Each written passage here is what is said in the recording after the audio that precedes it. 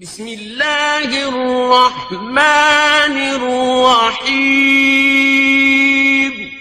اللہ کے نام سے شروع جو نہایت مہربان رحم والا۔ محترم حضرات، السلام علیکم ورحمۃ اللہ تعالی وبرکاتہ۔ الصلاۃ والسلام علیک یا رسول اللہ وعلی آلک واصحابک سیدی یا رسول اللہ صلی اللہ تعالی علیہ وسلم۔ سائل نے سوال کیا ہے کہ حضرت اگر طواف کے دوران کسی عورت کو حیض آ جائے، ماہواری شروع ہو جائے تو وہ کیا کرے؟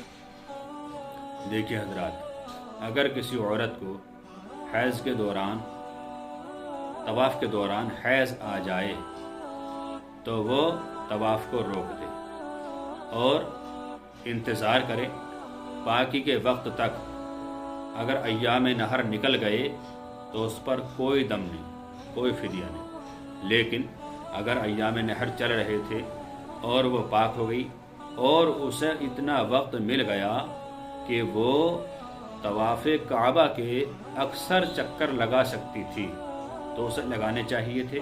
اگر نہیں لگائے تو اب اس پر دم واجب ہے، اب اس کو دم دینا واجب ہے۔ لیکن طواف زیارت نہیں تھا، طواف وداع تھا اور حیض آ گیا تو وہ چھوڑ کر چلی آئے، اس پر کس طرح کا کوئی دم واجب نہیں ہوتا۔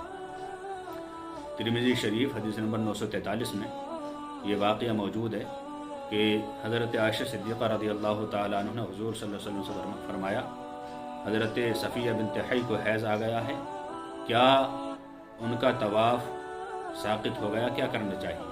تو حضور صلی اللہ تعالیٰ علیہ وسلم نے ارشاد فرمایا، کیا وہ ہم کو روکنے والی ہیں؟ کہ ہاں، روکنے والا، اب تو اسے حیض آ گیا۔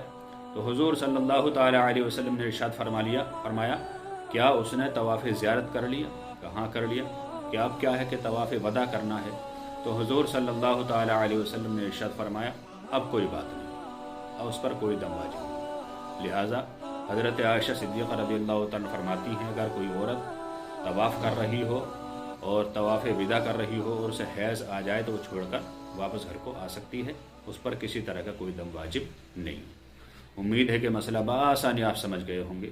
اللہ تعالیٰ سے دعا ہے کہ اللہ تعالیٰ ہر مسلمان کو حج بیت اللہ کی سعادت سے مالا مال فرمائے، آمین۔ السلام علیکم ورحمۃ اللہ، واللہ تعالیٰ عالم بالصواب۔